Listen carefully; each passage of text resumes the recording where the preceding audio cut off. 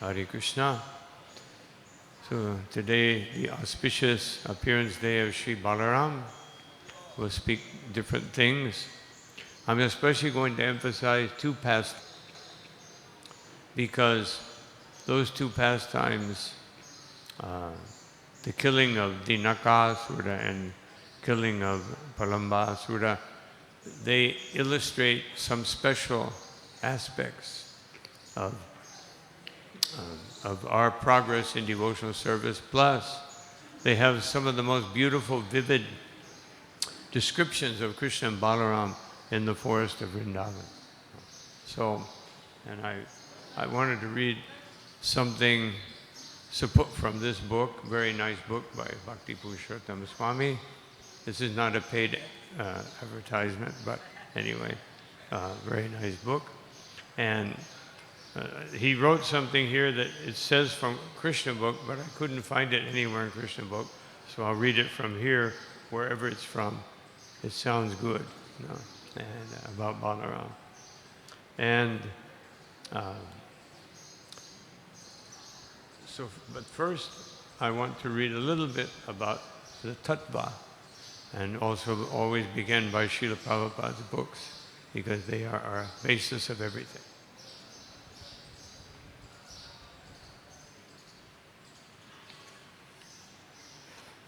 Om Namo Bhagavate Vasudevaya. Om Namo Bhagavate Vasudevaya.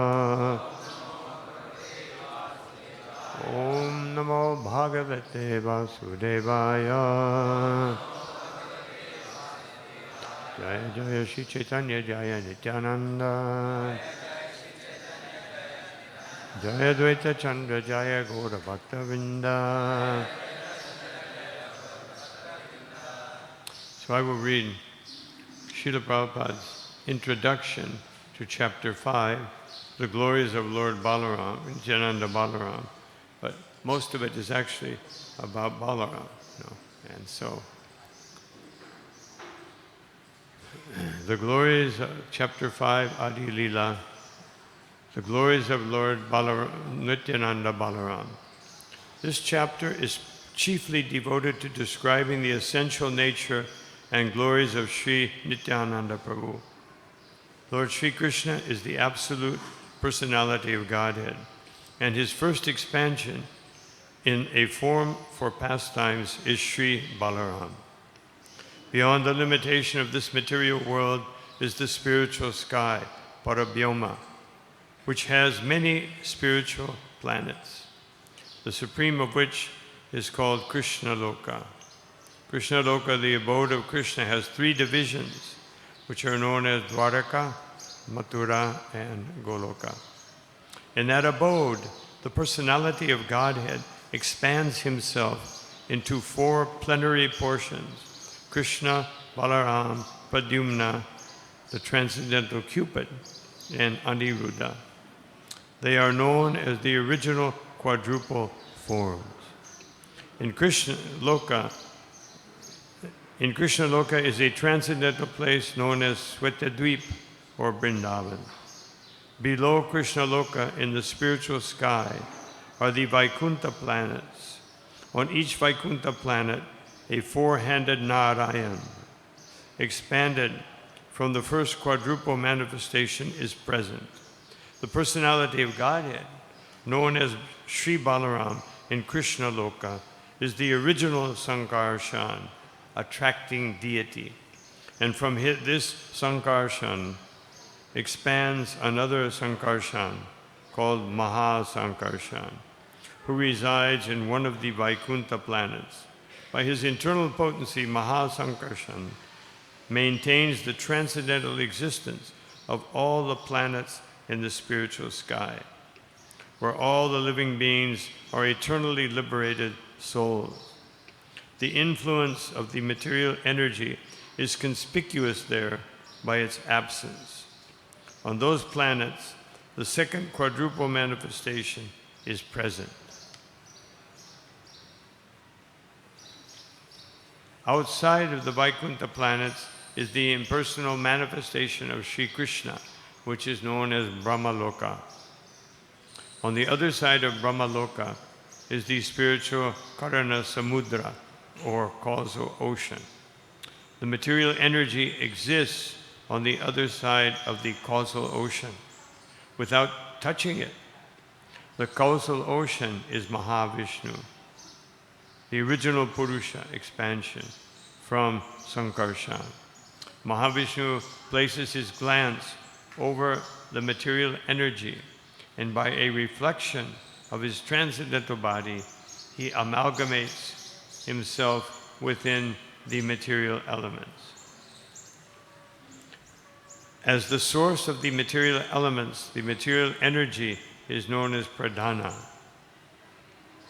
And as the source of the manifestations of the material energy, it is known as Maya.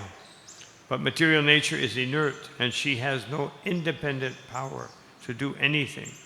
She is empowered to make the cosmic manifestation by the glance of Mahavishnu. Therefore, material energy is not the original cause of the material manifestation. Rather, the transcendental glance of Mahavishnu over material nature produces the cosmic manifestation. Srila Prabhupada explains, why is Prabhupada explaining all this detail? Because it's all coming from Balaram. And so when we hear this, we're hearing the glories of Balaram just in his most insignificant function. Of course, nothing is insignificant about Balaram from our point of view, but from his point of view. Just like many places in Krishna Lila, it's said that this appeared to be very wonderful, but nothing is wonderful for Krishna. But from our point of view, it's very wonderful.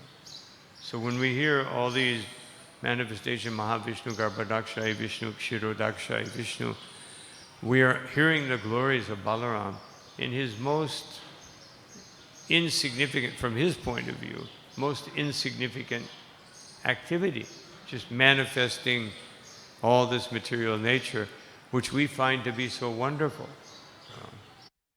Most insignificant, and we find it most wonderful. So, who are we? Mahavishnu again enters into every universe as the reservoir of all living entities. Garbhodakshayi Vishnu. From Garbhodakshayi Vishnu expands Kshirodakshayi Vishnu, the supersoul of every living entity. Garbhodakshayi Vishnu also has his own Vaikuntha planet in every universe, where he lives as the supersoul or supreme controller of the universe. Garbhodakshayi Vishnu reclines in the midst of the watery portion of the universe and generates the first living creature of the universe, Brahma. The imaginary universal form is a partial manifestation of Garbhodakshayi Vishnu, which is also a manifestation of Balaram. On the Vaikuntha planet, in every universe, is an ocean of milk, and within that ocean is an island called Svetadvip, where Lord Vishnu lives. Therefore, this chapter describes two Svetadvips, one in the abode of Krishna and the other in the ocean of milk in every universe. The Svetadvip in the abode of Krishna is identical with Vrindavan Dham, which is the place where Krishna appears himself to display loving pastimes.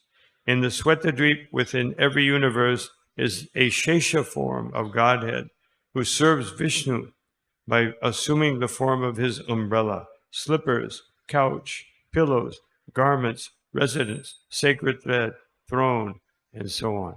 And who is Ananta Shesha?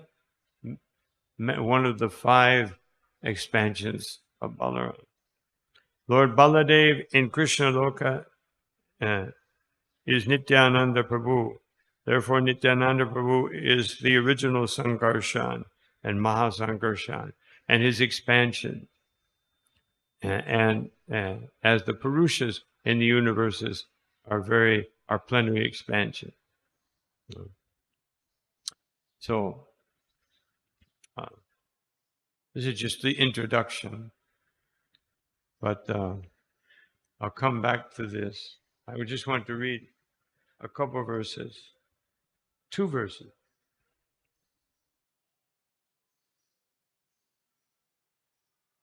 Well, 3 verses. Sarva avatari Krishna Swayam Bhagavan Tanhara Dvitiya Deha Shri Balaram. The Supreme Personality of Godhead, Krishna, is the fountainhead of all incarnations. Lord Balaram is his second body. And Srila Prabhupada's purport. Lord Sri Krishna, the absolute personality of Godhead, is the primeval Lord, the original form of Godhead, and his first expansion is Sri Balaram. The personality of Godhead can expand himself in innumerable forms. The forms that have unlimited potency are called Swamsha, and forms that have limited potencies, the living entities, are called Vibhinamsha. Text 5. Eka Iswaru Tonghe Binamatrakaya Adyakaya Vyuha Krishna Lila Sahaye. These two are one and the same identity. They differ only in form. Lord Balaram is the first bodily expansion of Krishna, and he assists in Lord Krishna's transcendental pastimes. Purport. Balaram is a Swamsha expansion of the Lord, and therefore there is no difference in potency between Krishna and Balaram. The only difference is their bodily structure. As the first expansion of the Godhead, Balaram is the chief deity among the first quadruple forms, and he is the foremost assistant of Krishna in his transcendental activities. So, very important thing Srila Prabhupada says here. There is no difference in potency between Krishna and Balaram, but there is a big difference, not a big difference, but some difference in rasa. And every expansion, starting with Narayan, the Chaturvyuha, Narayan, and the second Chaturvyuha, there's a big difference, a huge difference in rasa. So Balaram has the same potency as Krishna. He also has many rasas that are similar to Krishna. He has his rasa dance. He plays the flute almost like Krishna. But Krishna's fifth note is unique. Even Balaram cannot play that. Or even if he could, he would not, because it is exclusive for Krishna. And Balaram is Krishna's, although he is not different from Krishna, he is the foremost servant of Krishna. Therefore, as it mentions here, he becomes all of Krishna's personal paraphernalia is a manifestation of Sheshanaga, who is a manifestation of Balaram.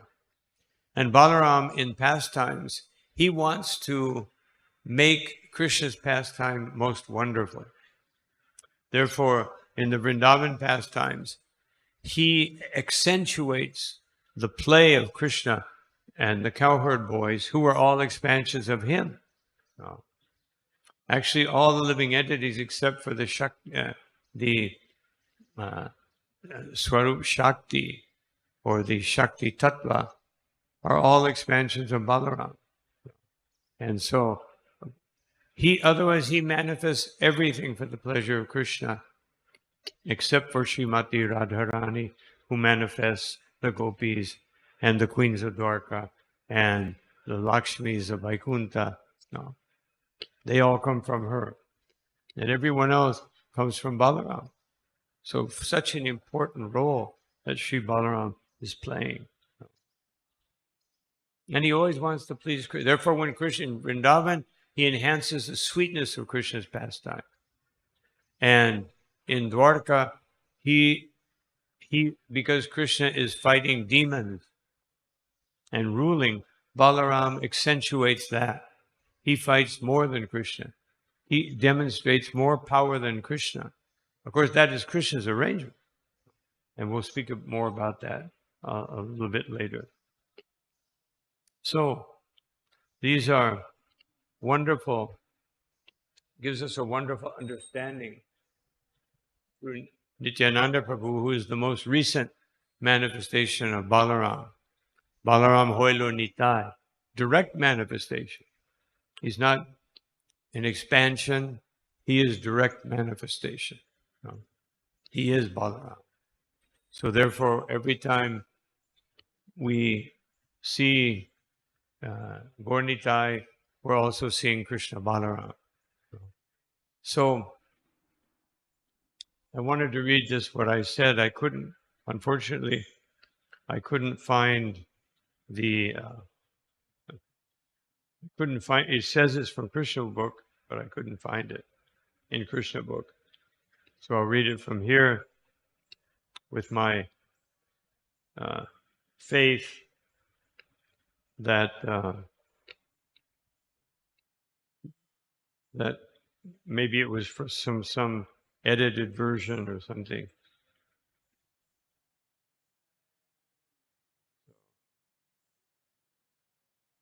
Trying to find it here.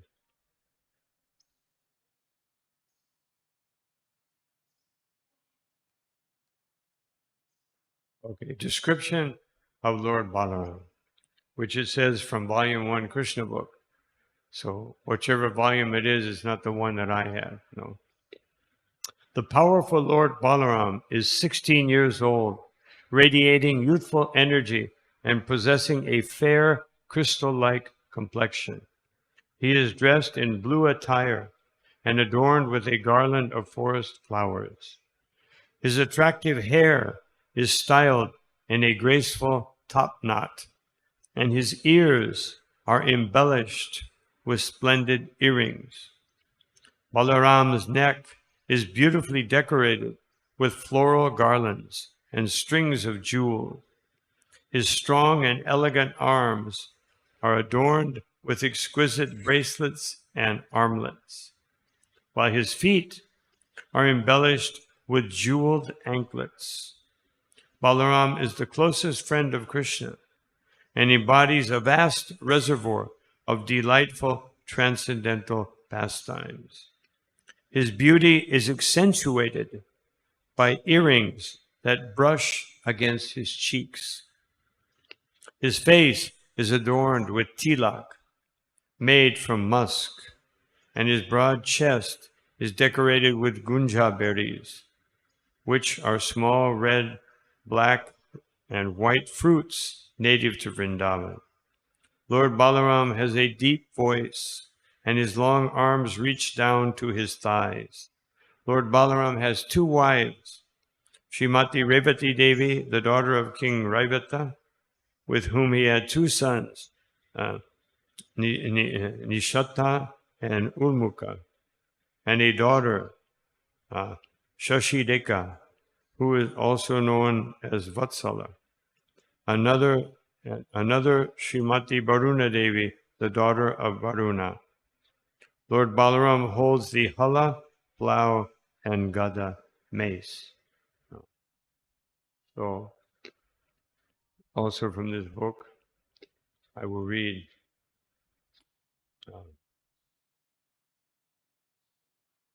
2 nice verses glorifying Balaram. His prana mantra. Namaste tu halagrama, namaste mushalayudha, namaste revati kanta, namaste bhaktavatsala. Obeisances to you, O holder of the plow. Obeisances to you, O wielder of the mace.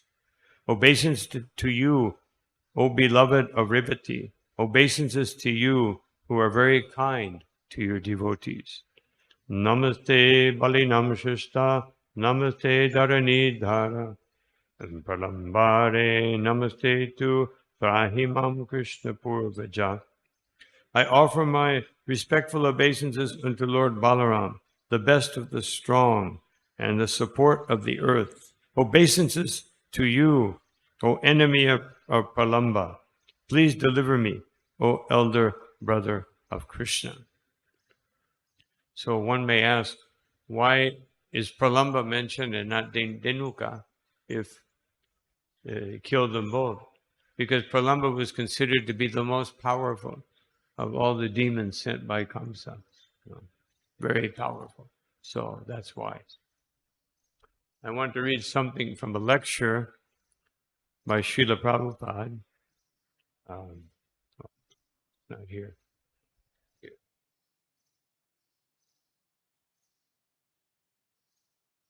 Um,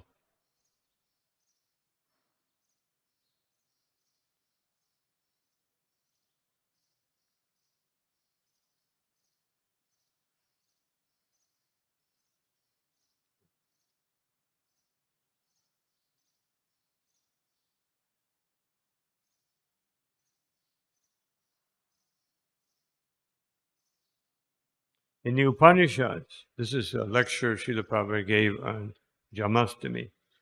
In the Upanishads, it is stated, Nayam Atma Balahidena Labhya, Mundaka Upanishad 324. The purport is that one cannot attain the supreme or any form of self-realization without being sufficiently favored by Balaram. Bala does not mean physical strength. No one can attain spiritual perfection by physical strength.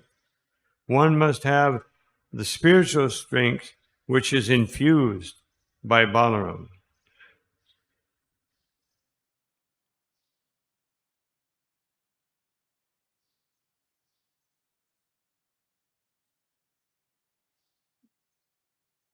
Or Balaram or Sankarshan, Ananta or Shesha is the power which sustains all the planets in different positions.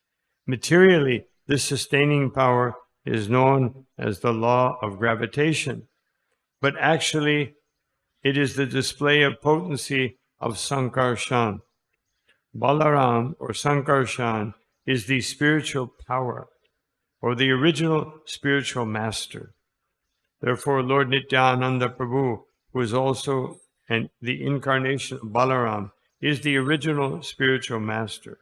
And the spiritual master is the representative of Balaram, the Supreme Personality of Godhead, who supplies spiritual strength. In Chaitanya Charitamrita, it is confirmed that the spiritual master is the manifestation of the mercy of Krishna. So that mercy of Krishna is coming in the form of Balaram, and Balaram is therefore the original spiritual master. And in his Nityananda manifestation, he's the most merciful. Even though all mercy ultimately comes from Krishna, he manifests that mercy because Krishna never wants to take credit. No. Krishna always gives credit to his devotees. No. Krishna gave credit to Arjuna.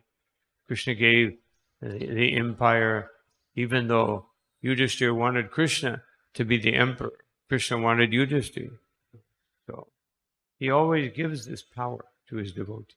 So now I would like to read some. I'm just going to go through the verses, but comment on them. These wonderful verses, which I said first, the killing of Dhenukasura, because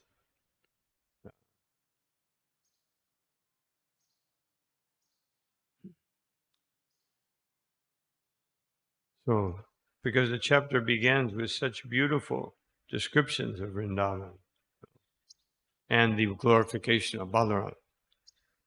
So I'm going to paraphrase because we don't have enough time to read all of this. So when Krishna and Balaram attained the Pauganda age of 6 years, Nanda Maharaj gave them the responsibility of tending for the cow, not just the calves. This happened on Gopashtami. And then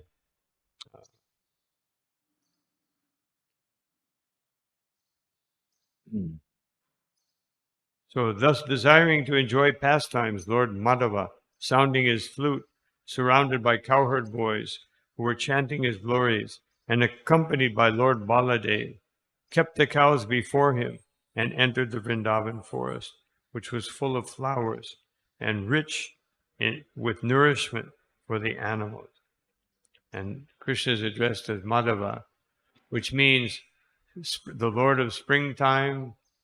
It also means he who is like a honeybee and he who enjoys Madhurya Ras. And also the Lord of Lakshmi. So Krishna goes into the forest. The Supreme Personality of Godhead looked over the forest, which resounded with the charming sound of bees, animals, and birds, which was enhanced by a lake whose clear water resembled the minds of great souls, by the breeze carrying the fragrance of 100 petal lotus. Seeing all this, the Lord decided to enjoy the auspicious atmosphere. And of course, he enjoyed, says, the five senses, because the cool breeze gave pleasure to the touch, the fragrance of the lotus flowers to the smell, the beauty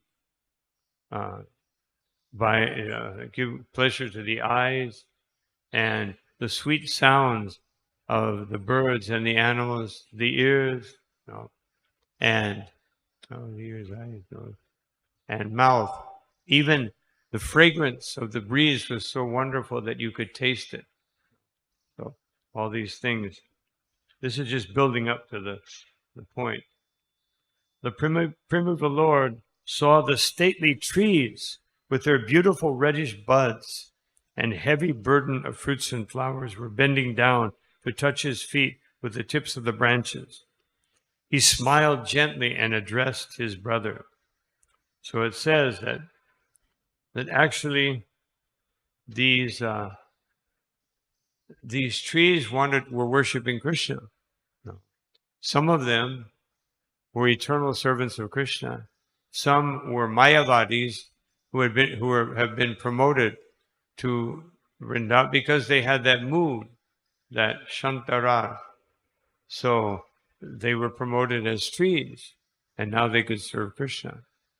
Because somehow or another they meditated on Krishna or came in touch with Krishna in his pastime, previous pastime. So they were bowing down to Krishna, but Krishna was in a joyous mood and a joking mood. So he began to say this. The Supreme Personality of Godhead said, "O greatest of the Lords," he addresses Balaram as, in this verse, as see, what is the word?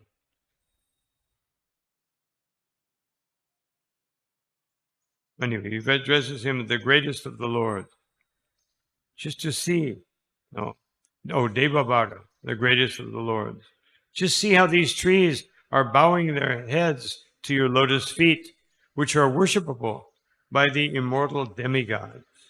The trees are offering you their fruits and flowers to eradicate the dark ignorance that has caused their birth as trees. So this dark ignorance refers to, Srila Prabhupada especially comments, refers to Mayavad philosophy, that by the grace of the Lord, these trees were promoted to Vrindavan, and they gave up the darkness of being a tree by offering everything to Krishna.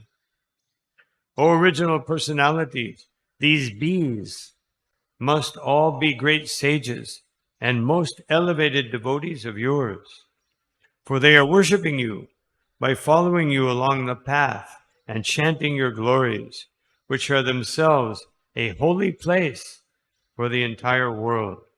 Though you have disguised yourself within the forest, O sinless one, they refuse to abandon you, their worshipable Lord. So it's stated by our acharyas that some of those bees were actually great personalities, like Narada Muni, and other great sages who actually took the form of bees to participate in Krishna's pastime.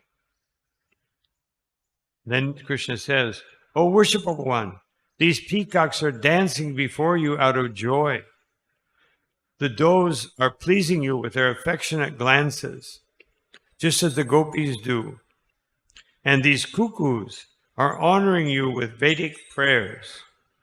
All these residents of the forest are most fortunate, and their behavior toward you certainly befits these great souls." So, the peacocks glorified by dancing, the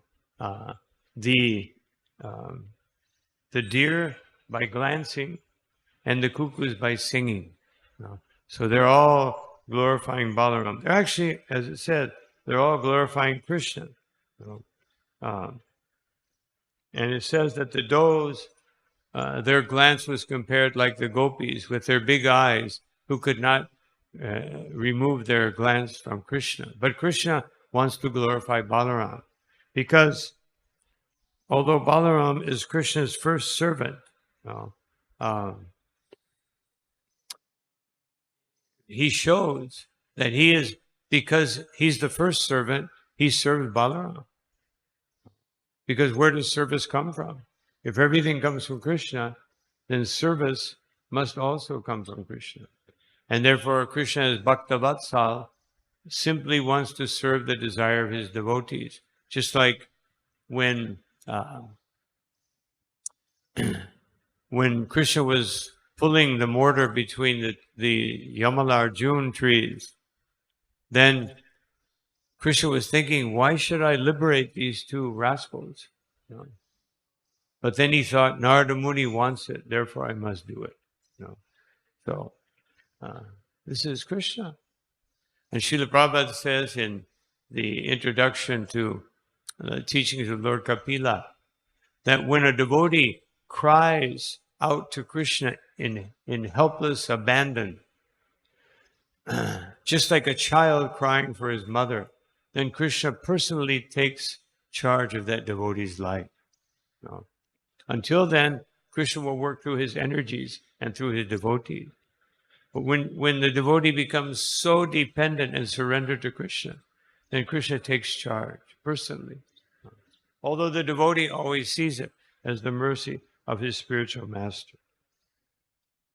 And then it says, Krishna says, this earth has now become most fortunate because you have touched her grass and the bushes with your feet and her trees and creepers with your fingernails, because you have graced her rivers, mountains, birds, and animals with your merciful glances. But above all, you have embraced the young cowherd women between your two arms, a favor hankered after by the goddess of fortune herself. So this is very revealing that when Krishna and Balaram, before the Paganda stage, their feet were not fully developed. So you could see some marks, and the earth was not satisfied. No, I want the full manifestations of Krishna's lotus feet.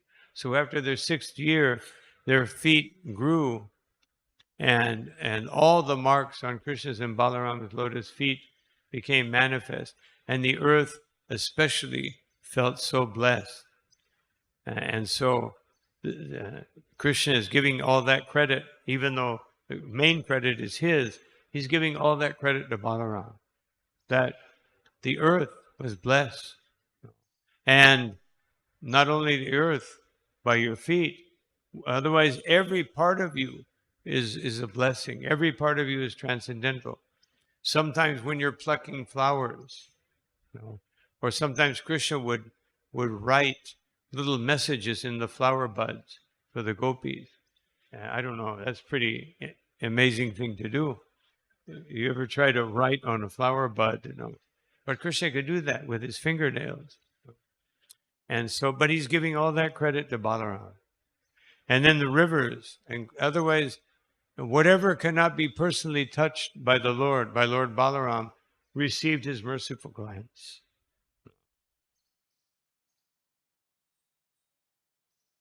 And then the last part, his arms. Of course, the distinction is made that his arms, he's embracing the gopis, but his gopis, not Krishna's gopis. Balaram, when he came to Vrindavan, after Krishna had left for Dwarka, Mathura and Dwarka, he spoke mostly to the gopis, Krishna's gopis, but he only spoke to them. And he simply glorified Krishna. But then at night, he would enjoy with his gopis, and the other gopis, knowing this was going on, they meditated on Krishna dancing with them. So indirectly, Balaram was dancing with Krishna's gopis by enthusing them to remember their dancing with Krishna. So it says at the very end, the goddess of fortune, she wanted to enter, but she could not, because she could not accept the mood of the gopis. She wanted to enter, but then Krishna said, how can you enter? No, how can you enter? You cannot chastise me. The gopis chastise, you cannot do that. And she realized, yes. So she said, at least let me become a golden hair on your chest. And so she became the Shrivatsa.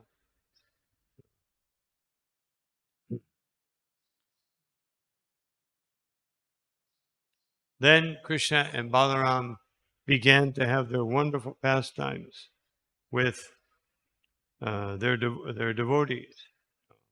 When the bees saw these wonderful pastimes of Krishna and Balaram, tears came to their eyes, and they were singing the glories of the Lord. And it says that they would sing in a monotonous tune, otherwise one melody. But then different birds like cuckoos and swans and other birds sang in a very beautiful way.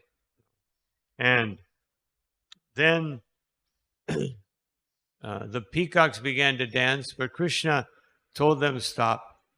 You don't know how to dance. And he began to dance just to please Balaram and the cowherd boy and the cows. Then Krishna would, so this describes Krishna and Balaram, there's several verses. And then when Balaram was fatigued, he would lie down and put his head in Krishna's lap. Now, why would he do that?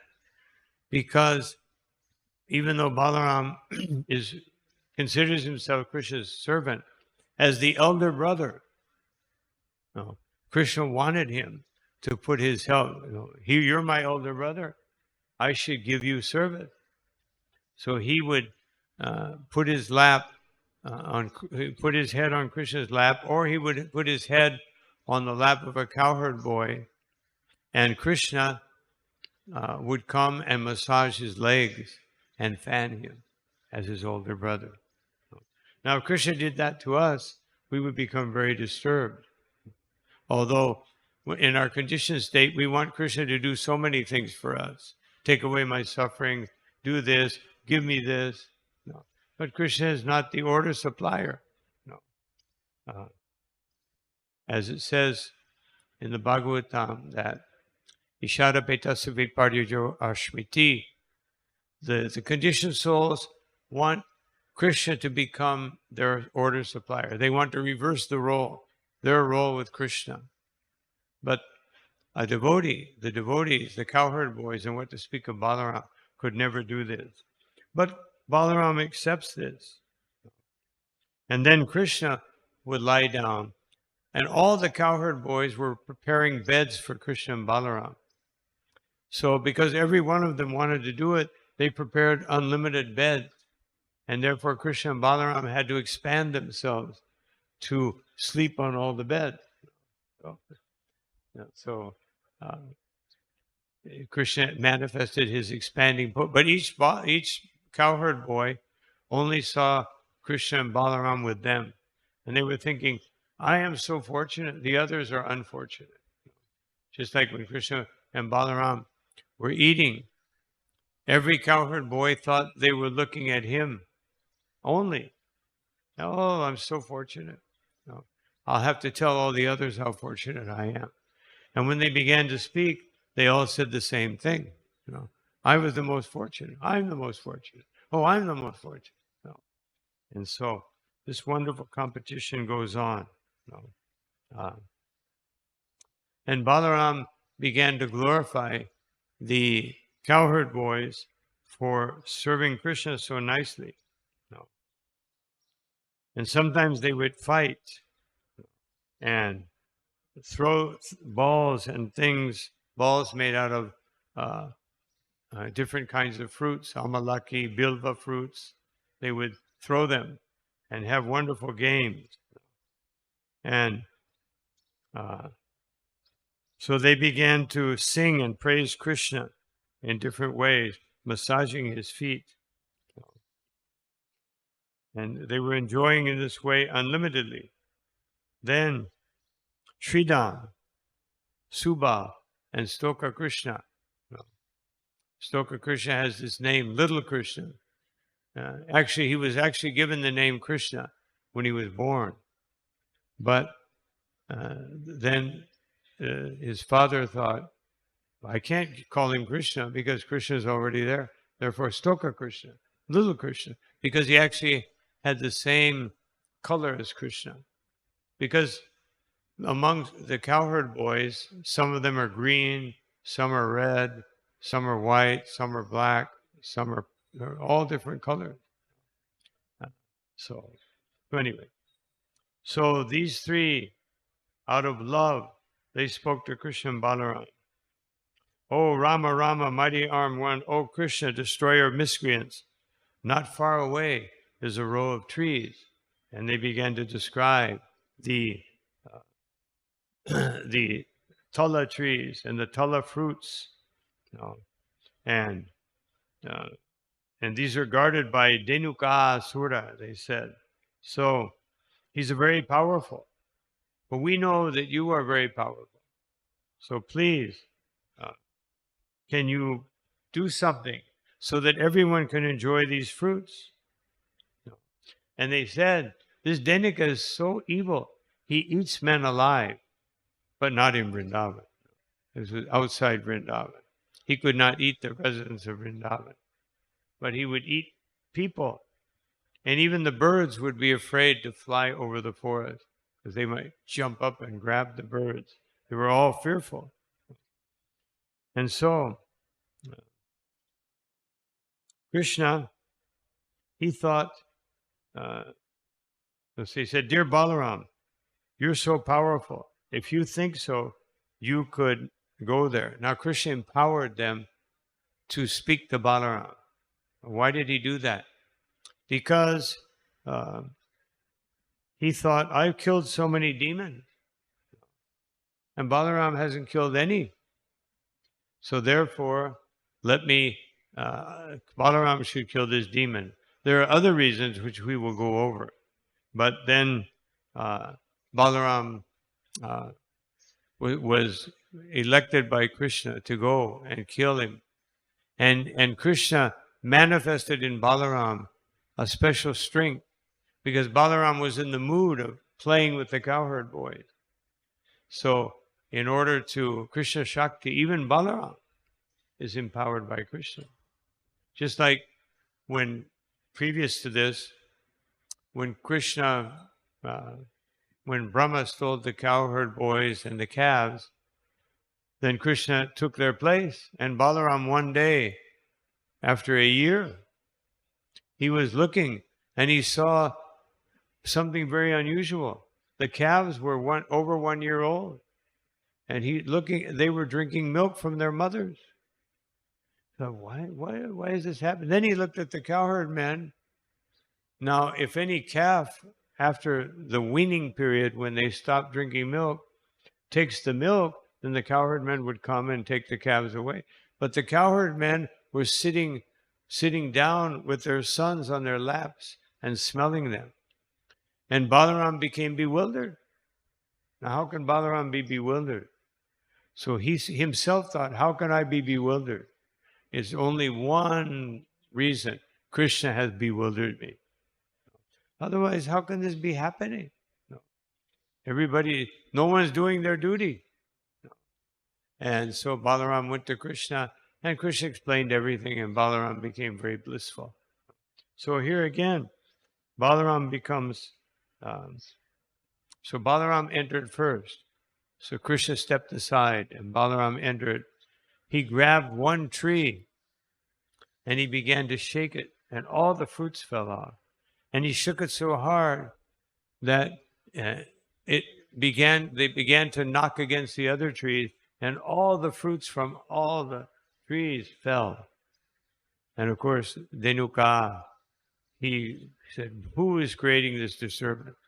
Who is bold enough to come here? And he saw Balaram, who was smiling. And he came up to Balaram, turned around and kicked him as hard as he could. And Balaram just smiled, and he turned around, showing that first, generally Krishna allows the demons or Krishna or Balaram to attack first, showing his strength. Otherwise, if he attacks first, it means that he was just quicker, but they may have been stronger. So he wanted to show he's stronger.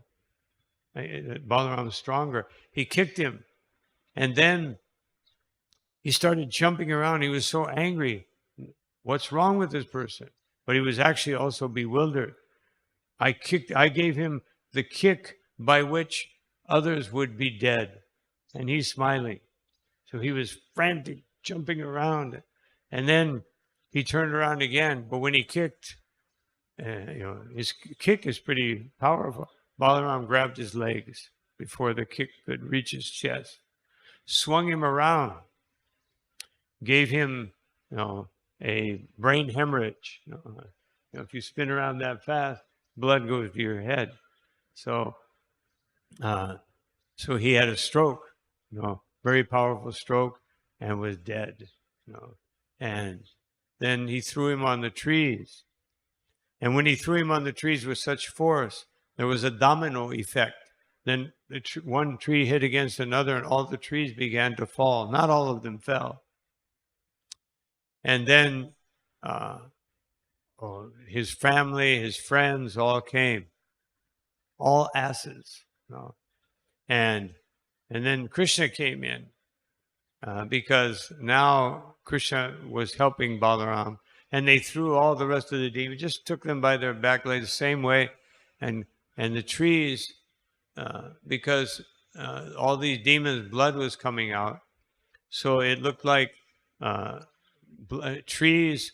The trees looked like they had clouds above them with against a reddish sky because of all the blood. And then all the cowherd boys cheered, and they came in, and they were playing with Krishna and Balaram.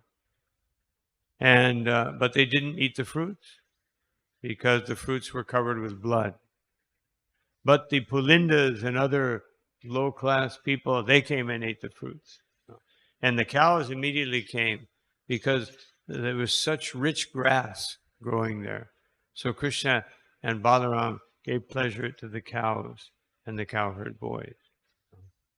So I know it's a little late, but there's no breakfast today. So just want to go into the Pralambasura pastime. So that pastime begins in a very unique way.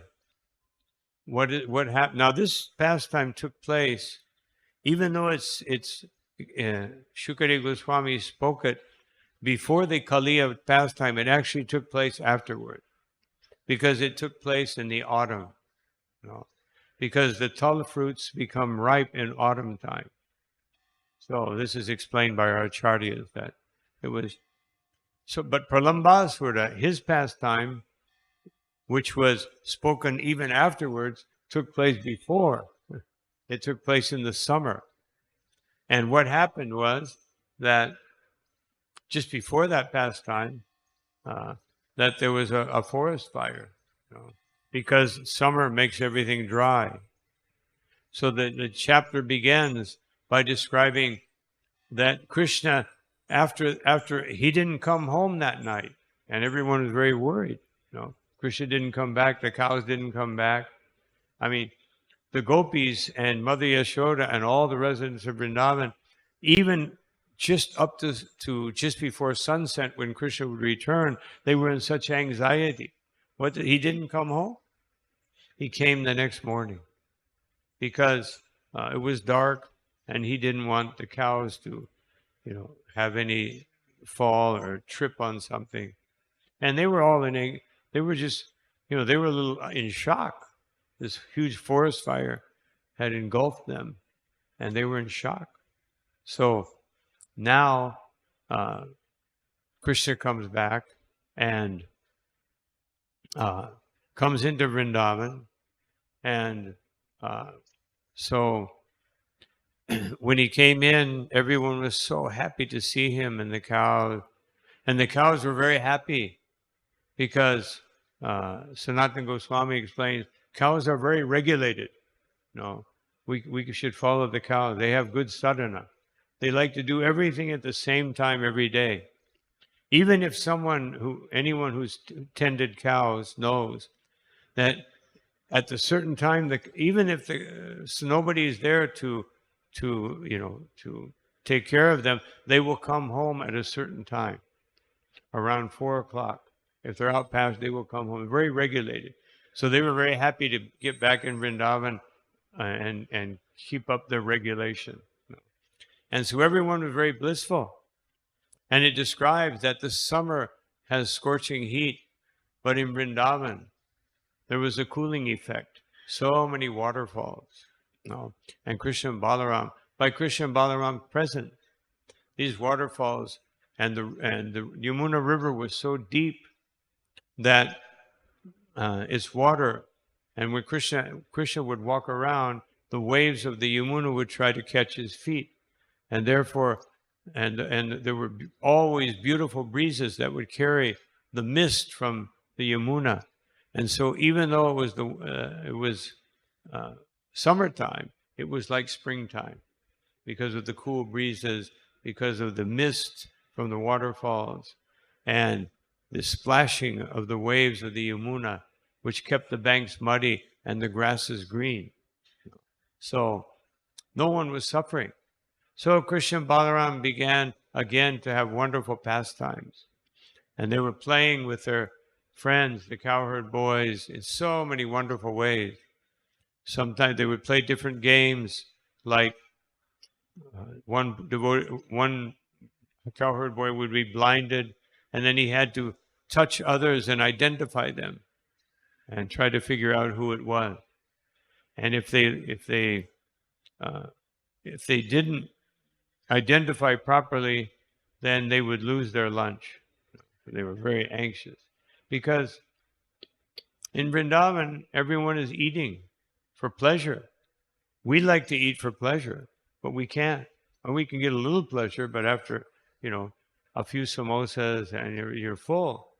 And then we curb this materially limited stomach. I want to, but in Vrindavan, Madhu Mangala sometimes has hundreds of ladus. Never stops. He never stops eating. And so they enjoy eating. And so everyone wanted to win. And they had all kinds of competitive sports. And after playing and playing and playing, they decided on one game. Because it was getting a little hot, even though it was spring, there's one bandira tree, which is huge. It was so big that the top of the tree looked like Mount Sumeru. So big. So Krishna said, let us go there. We will play a game. That this will be a competition. there will be Krishna took Balaram's boys on his side, and Balaram took Krishna's boys, Sridham, Vrishabha, and all of them. They were with Balaram and Krishna. And then there was one boy who came and joined. One boy was absent that day, so Pralamba disguised himself as that boy, and he joined Krishna's. Of course, Krishna knew. Krishna's omniscient. He could understand. He said, I want to kill him, but I will kill him in a special way. So then the competition began, and Krishna lost. Now, how can Krishna lose? Because of his affection for Balaram. He lost. And therefore, the different members, just like Krishna had to pick up Sridham, and Pralamba, he was supposed to pick up Balaram. And actually Pralamba, he had heard about Krishna's power. So he thought, yes, let me take this Balaram, I'll kill him first. Then Krishna will lament and I will be able to kill him. He was thinking like that. Strategic. Demons are very strategic, very political. They know how to do these things. So they all started running, the losers carrying the winners on their backs toward this huge tree where they would get shelter from the heat.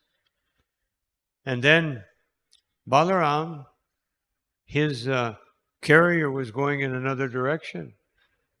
So Balaram was feeling anxiety being taken away from Krishna. And therefore that anxiety caused his weight to increase. What is his weight? He's sustaining unlimited planets. And so that weight became very intolerable for Pralamba. And Pralamba was going slower and slower, and he couldn't sustain the weight. And therefore he couldn't maintain the form of a cowherd boy. So he took his original form. And when he did that, Balaram, he was a little bewildered. What happened here? And then he had 3 thoughts which made him hesitate before he killed the demon. First of all, he thought that this demon, this whatever this is, he's a friend of Krishna. He was in Krishna's group. Therefore, I should not kill him, because if I kill him, then he will, Krishna may not be happy. And then he thought that this demon has carried me far away from Krishna. There may be other demons. So therefore, I immediately I should get back and protect Krishna. And he was also thinking that because he was a cowherd boy, I should not kill him. But then Krishna empowered him with remembrance. And he remembered his strength. He was thinking, I'm a cowherd boy. But now he remembered his strength, smashed his head, and just immediately fell dead. And then everybody came running to see, and the demigods were throwing flowers. And the demigods sometimes would join these pastimes, but they would take the form of cowherd boys. And the reason is, if they came as demigods, then everyone would worship and they would stop the pastime. So they took the form of cowherd boys. So these are some of the wonderful pastimes. I just want to conclude with the 2 reasons that Bhaktivinoda Thakur gives.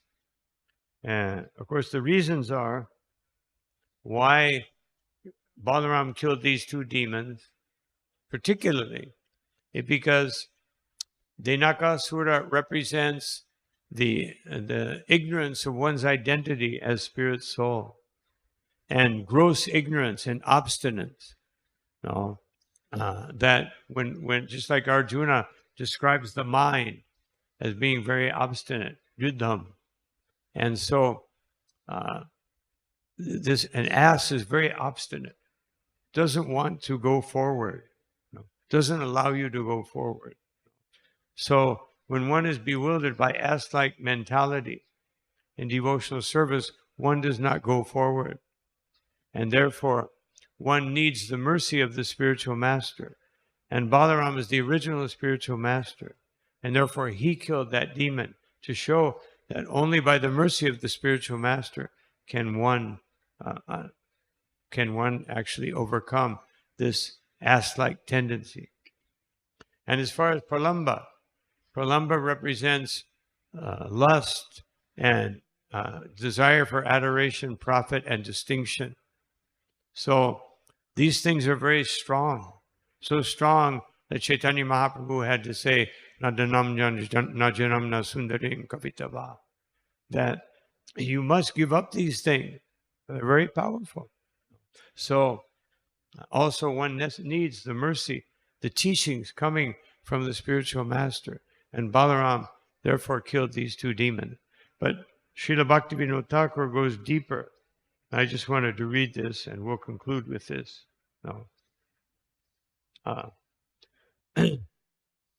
Subtle discrimination is extremely important for Vaishnavas. Those who invent social distinction and at the same time preach the unbreakable principles of Vaishnavism while breaking them to suit their needs are said to possess gross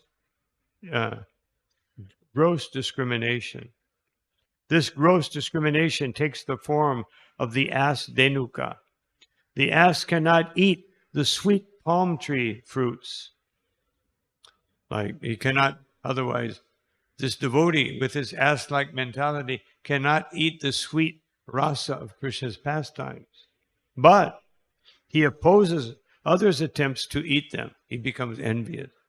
So when there's envy in the heart, and there is not full understanding of how one should behave, the purport is that the previous acharyas of the authorized sampradayas have written many spiritual literatures, which people with gross discrimination neither understand nor allow others to see.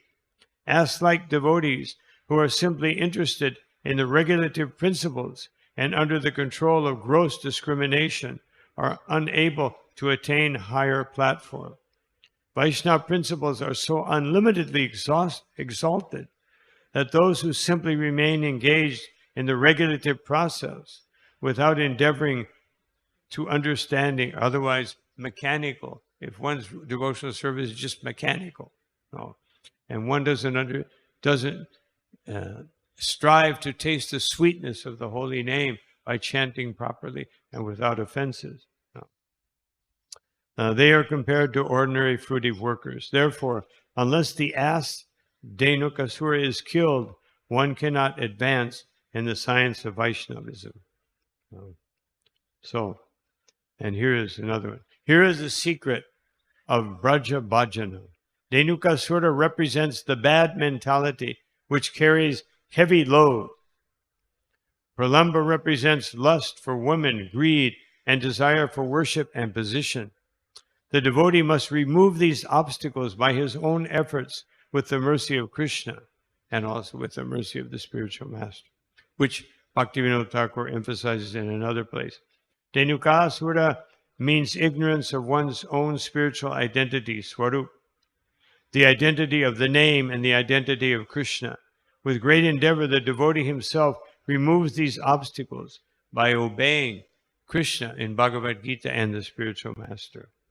Pralamba represents lust for man or woman, greed for material objects, endeavors for material enjoyment, pride, desire for worship and position. Understanding these to be very detrimental to progress, the devotee should make a great effort to remove them. If his humility is true, certainly Krishna will be merciful. Then Baladev will make his appearance and all the obstacles will be destroyed in a second. Otherwise, when one shows sincerity, the spiritual master rains his mercy upon the devotee. Then step by step, progress in cultivation of bhakti will take place. At this As this process is by nature very esoteric, the devotee, being spotless in character, should learn it from a qualified guru, which is Baladev. So these are some aspects. We could speak all day long on the glories of Balaram. Just one quick mention. When he killed Dvivida. Dvivida, that's kind of a funny pastime, because Balaram's enjoying with the gopis, and this Dvivida comes, who's been disturbing all the Brahmins and urinating on sacrificial fires, comes and starts laughing and making faces. And it even says he pointed his rear at Balaram, and Balaram didn't like that very much. And so monkeys are famous for doing that. They like to point their rear end. So anyway, and then he started pulling on the clothing of the gopis, who were laughing up to that point, but then they became disturbed. And then Balaram, they had a big fight, finally Dvivida took all the trees in the forest to try to kill Balaram. He just shattered them to pieces. And then he put down his weapon and just smashed his head, and his head split open. You can call that a real splitting headache, and dead. But the point is that Dvivida and Mainda were actually in Ramachandra Lila. They were servants of Sugriva, and they're eternal associates in Ayodhya. But because Dvivida, he worshipped Lord Ramachandra, but he disrespected Lakshmana. And because he disrespected Lakshmana, he committed an offense, and he had to fall down into the material atmosphere. It's explained that this is like the fall of Jai and Vijay, that Mainda and Balaram, Mainda and Dvivida came to create disturbances. But Jiva Goswami says they're actually color, they are partial manifestations, because the real manifestations could never leave the service of Krishna. And therefore, Dvivida specifically had to go to Balaram, who he had previously offend him again, and be killed by him. And then his offenses were destroyed by being killed by him. So very interesting. And of course, we know Balaram killed Rukmi after Rukmi tried to cheat him 2 times. A voice came from the sky. Rukmi didn't remember. He couldn't take advantage of that voice from the sky. Got killed. And then the king of Kalinga, who was showing his teeth in making fun of Balaram, he saw this. He started running. Balaram grabbed him, knocked out all of his teeth, and then broke the hands and legs of all of Rukmi's friends. So sometimes Balaram gets serious, very serious. So anyway, there are unlimited pastimes. These are some of them. So I'll stop here. And any comment or question that someone may have. Of course, as far as comments,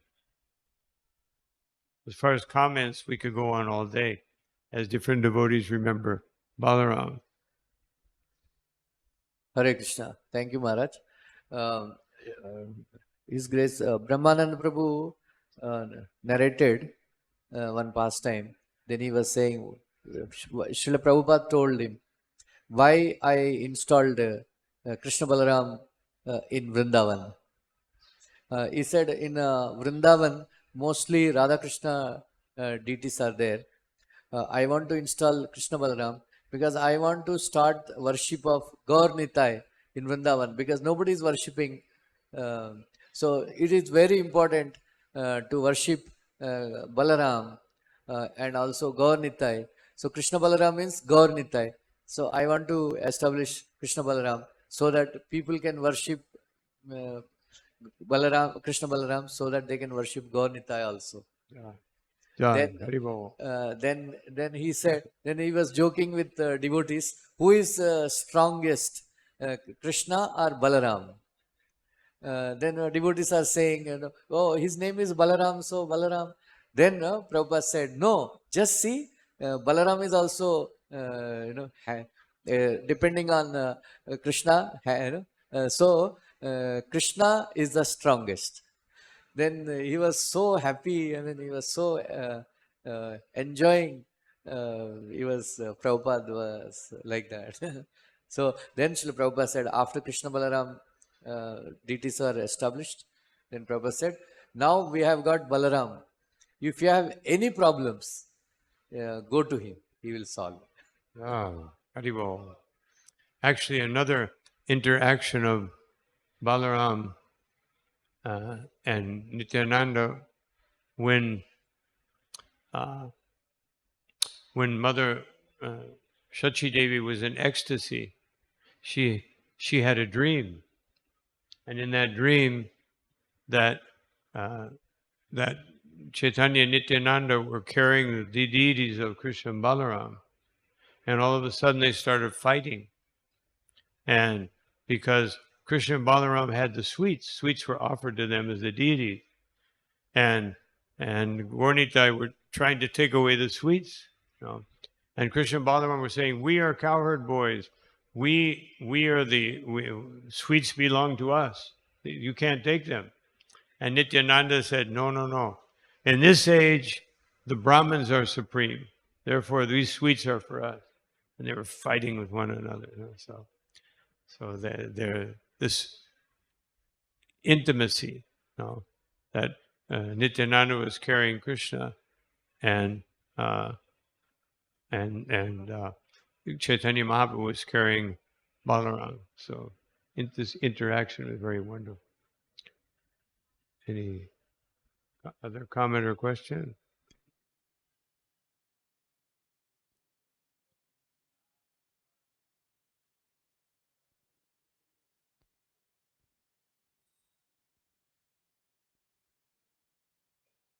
Hare Krishna Maharaj.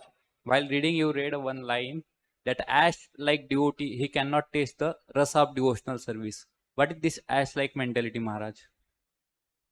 Can you read it? I didn't quite catch that. Okay. You read. Aslic mentality, as Bhaktivinoda Thakur says, is that, an ass is very stubborn. Otherwise, one is stubborn and doesn't take up the instructions of the spiritual master. This is ass-like mentality. Of course, among materialistic people, it just means not even understanding that refusal to understand that I am a spirit soul. Even though our philosophy is so logical and we distribute millions of books, people cannot understand. And even devotees sometimes, they can't understand. Therefore, one time Srila Prabhupada said, one devotee said, I'm so happy to see you, Prabhupada. And Prabhupada said, you have never seen me. You're only seeing the body. The Prabhupada is referring to them, that they're not seeing themselves as servants of Krishna, but seeing as the body. So something we identify. So basically it means identifying with the body and refusing to advance in devotional service because one is carrying the load of materialistic thought.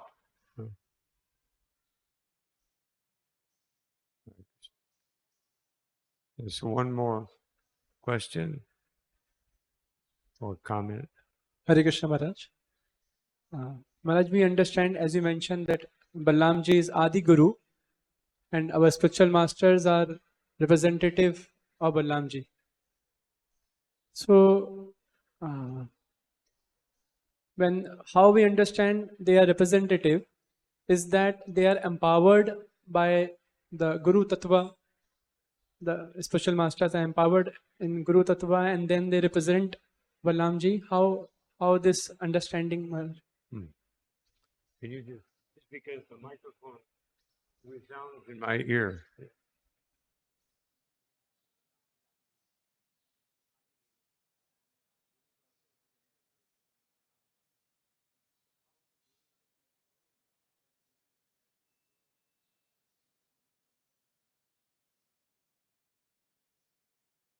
Because Balaram empowers us. The Adi Guru empowers the spiritual master.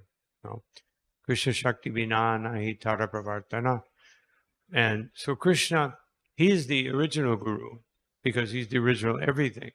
But he gives that function to Balaram. And the same thing, Chaitanya Mahaprabhu, he gives that function to Nityananda. He sends Nityananda to preach, and he goes to Jagannath Puri.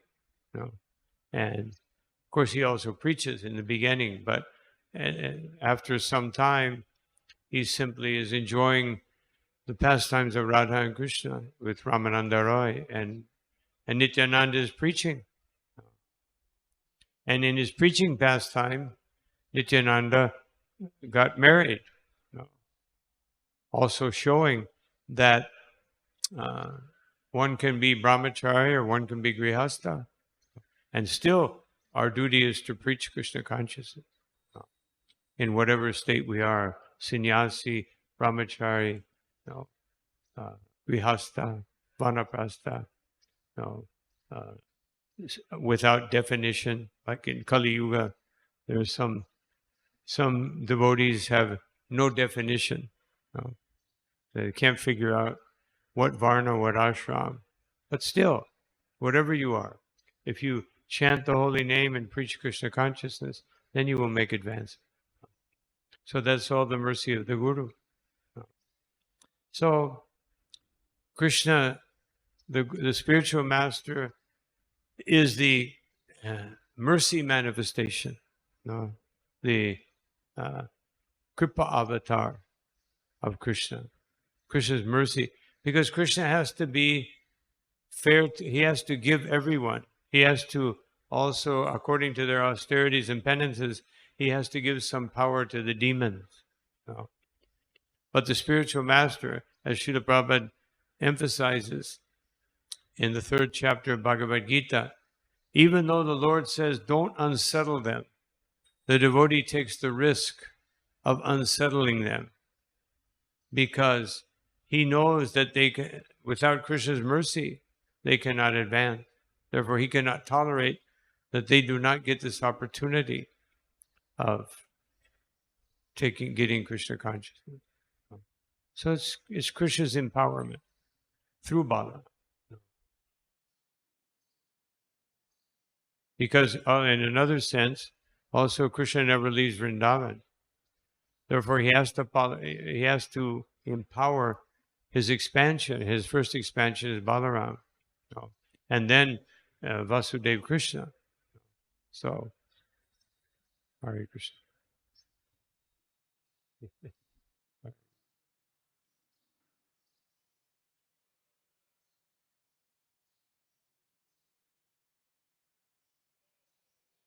So Maharaj, thank you so much. Very wonderful pastime you have said about Lord Balaramji.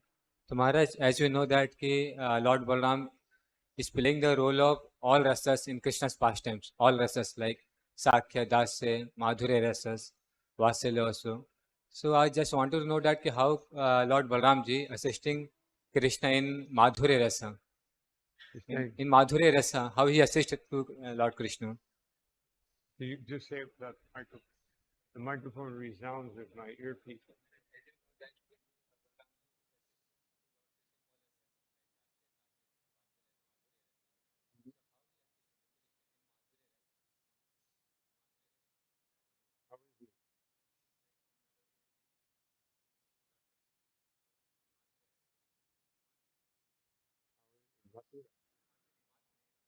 Madhurya. How can he be in Madhurya?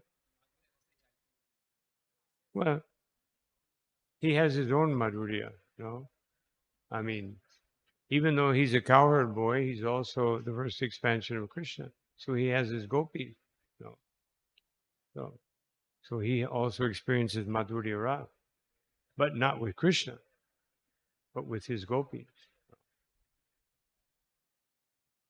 Is that clear? Otherwise, his relation with Krishna is Sakya,